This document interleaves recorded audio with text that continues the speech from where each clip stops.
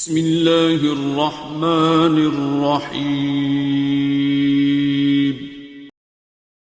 جب میں یہ قومی علماء و مشائخ کانفرنس سے باہر نکلا تو ایک جوان جس کو کسی نے چابی دی ہوئی تھی میرے پاس بھیجا اور بھیج کے کہا کہ تو نے تو آج بڑی بکواس کی ہے۔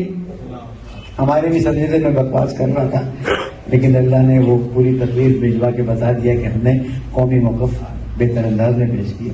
تو نے جب بکواس کی اور تو نے تکفیروں کے بارے میں یہ کیا ہے، تم لوگ تو ہو ہی کافر۔ علماء کھڑے میرے، تم لوگ تو ہو ہی کافر۔ میں نے کہا بیٹا ہم لوگ کیوں کافر؟ کہا آپ لوگ صحابہ کو گالی دیتے ہیں، آپ کی کتابوں میں صحابہ کو گالی ہے۔ میں نے کہا بیٹا ایسا کر، میرا نمبر کر، کسی دن اپنے بزرگ علماء کے ساتھ کتابیں لے کر آ جا۔ یہی ہوگا، اپنی معتبر ترین کتابیں اپنے معتبر ترین علماء کے ساتھ لے کر آ۔ اور پھر کیا کریں گے؟ میں نے کہا پھر میں اپنی معتبر ترین کتابیں لے کر آؤں گا اور سامنے بیٹھوں گا۔ پھر کیا ہوگا؟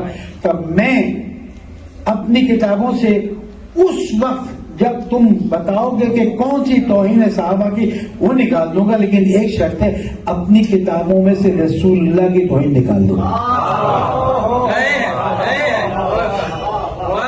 ریکارڈ ہو رہا ہے، اللہ تعالیٰ نے توفیق دی ہوئی، جب وہاں بول سکتے ہیں تو آپ تو پھر بھی ہمارے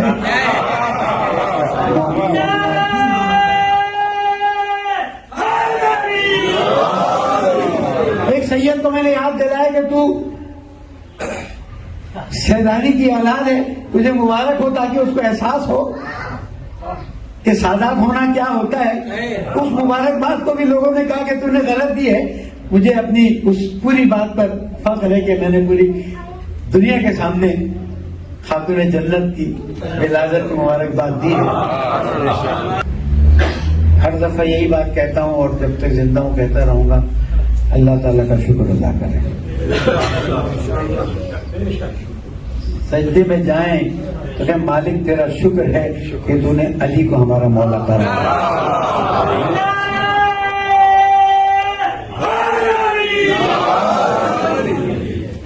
آج سوچیں کوئی اور آپ کا وہ لفظ تو نہیں استعمال کروں گا، کہاں ہوتا ہے آپ کیا ہو رہا ہوتا؟ آپ کو رسول کی شان میں بتایا جا رہا ہوتا نعوذ باللہ کہ وہ بول سکتا ہوں